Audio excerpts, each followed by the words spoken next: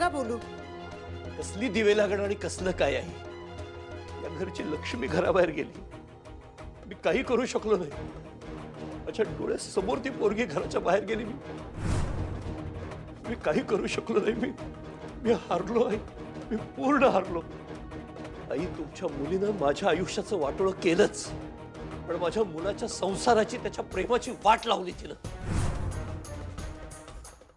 माणूस म्हणायच्या लायकीची नाही आहे ती आई. बोलून बोलून माझ्याकडचे शब्द संपले आई. मी थकलोय आता. मी हारलोय पूर्ण. ती तुमची मुलगी शांत बसत नाही. ती शांत बसणार सुद्धा नाही. ती कुणाला सुखी होऊ देणार नाहीये. चारू, मला माफ कर चारू. मी माझ्या हाताने बर्बाद केलं आपलं घर. ही सगळी चूक माझी आहे. मी कारणीभूत आहे सगळ्याला. मी शांत व्हा, नका त्रास करून घेऊ. मी हारलो. मी हारलो.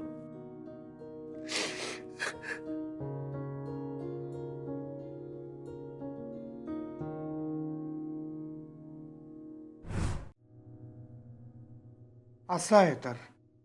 मला वाटलंच होतं काहीतरी गंभीर घडल्याशिवाय अक्षरा इकडे येण्याविषयी बोलणार नाही कधी. तिथे राहून काही उपयोगच नव्हता आई. कुठलाही विषय काढला तरी आमच्यात वादावादीच व्हायची. आणि मी खूप प्रयत्न केला त्यांना पटवून द्यायचा, पण अधिपतींनी माझ्यावर विश्वास नाहीच ठेवला. आश्चर्य आहे ग. मला नाही वाटत अधिपती असे आहेत. हे एवढ्या हलक्या कानाचे तर ते अजिबातच नाही आहेत ना. तू आता लगेच त्यांची बाजू नको घेऊस. अगं बाजू नाही अक्षरा, पण मला सांग, बजरंगने सांगितल्यानंतर त्यांनी तुला जाब नाही ना विचारला? जाब नाही ग, पण मला टोमडे मारलेच ना. अक्षरा, जाब विचारणं आणि टोमणे मारणं यात फरक आहे ना बेटा. अगं पण त्यांनी माझ्या बाजूने स्टँडही नाही घेतला आई. तो त्यांचा स्वभावच नाहीये. स्वभाव? अहो बाबा, सत्याच्या बाजूने उभं राहण्यासाठी स्वभावाची गरज नसते, ताकद असायला लागते. अक्षरा, प्रेमामध्ये ताकद वगैरे काही नसतं. इथे नातं टिकवणं जास्त महत्वाचं आहे. माझं बरोबर होत आहे. अगं बरोबर चूक हे सगळं महत्वाचं नाहीये ग. आपल्या संसारासाठी योग्य काय आहे हे महत्वाचं आहे. आई, मी घराबाहेर जाणं, त्या घरात भुवनेश्वरी मॅडमनी आयत्या बिळात नागडीसारखं राहणं, हे जर अधिपतींना योग्य वाटत असेल तर त्यांनी दाखवून दिलंय मला त्यांच्यासाठी जास्त महत्वाचं काय. त्यांच्यासाठी संसार नाही, फक्त त्यांच्या आईसाहेब महत्वाचे आहेत. बास. महत्वाचीच नसेल त्यांच्यासाठी तर तिथे थांबून काय फायदा आहे. अगं ताई, पण आज आपण जिंकलोय की. अगं ती मास्तरीन घराबाहेर गेली की. अगं ज्या दिवसाची आपण वाट बघत होतो तो दिवस आलाय आज. अगं ताई, या दिवसासाठी तर मी देवाला साकडं घातलं होतं. आणि तू तर किती काय काय केलतस. ते म्हणते की भगवान के घर देर है अंधेर नाही.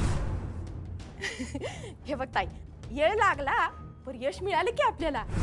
अगं ताई, सेलिब्रेशन झालंच पाहिजे. आपण जिंकलोय ताई आपण. नाही, अजून आपण जिंकलो नाही.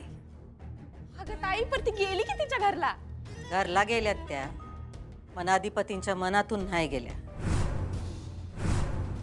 अगं ताई, आता आपण घरातनं घालवली, आता मनातनं बी घालवू की. हा, ते तेवढं सोपं नाही दुर्गे. म्हणजे सांगितलं होतं का नाही आम्ही तुला? माणसं लांब गेली की जवळ येतात, आणि जवळ आली की लांब जातात. म्हणजे आता ते लांब गेलेत तर आता जवळ येणार आणि एकमेकांनी माफी करणार. असंच होणार. म्हणून त्या आधीच आपल्याला घाव घातला पाहिजे. कुणावर? मनावर.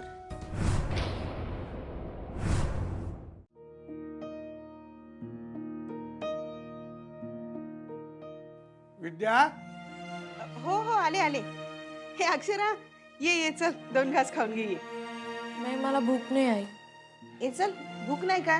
ये 2 घास खाऊन घे. अगं नाही, खरंच भूक नाही. उठ उठ, असं नाही करायचं. हे बघ अक्षरा, तुझ्या आवडीची खास अख्ख्या मसुरीची उसळ बनवली आहे. काय बरं, खा. आणि अख्खा मसूर मी बनवलाय. अगदी तुला आवडतो ना तसा. हा, आणि खीर मी केली आहे. अक्षरा, खाऊन बघ ना आणि सांग, उसळ चांगली झालीये का खीर चांगली झालीये? अख्खा मसूर. खीर.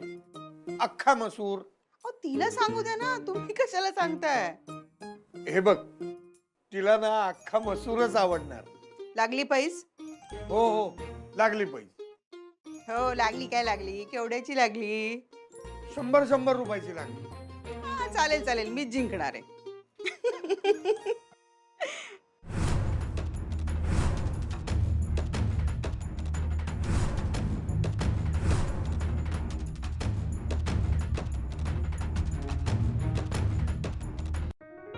अक्षू, ग, कुठे हरवलीस? नाही काही नाही. हे बघ, खाऊन घे थोडस. अक्षू खाऊन बघ हं. आमची पैज लागली आहे. सांग बरं, उसळ चांगली झाली आहे का खीर? खा खा, पटकन खा. अगं सांग ना. नाही नको, मला नको. नको काय नको अक्षू? मला भूक नाही आई, जाऊ दे. तुम्ही जेवून घ्या. अक्षरा, असं अन्नावर राग काढून कसं चालणार आहे बाळा? राग नाही आई, माझी इच्छाच नाहीये. अक्षरा, असं सारखं उदास राहून काही होणार आहे का? हा, अगं, आपण बोलू अधिपतींशी, काहीतरी मार्ग काढू ना आपण. तू खाऊन घे बरं 4 घास. हा. नाही नको, मला नाही जेवायचं. तुम्ही जेवून घ्या प्लीज. अगं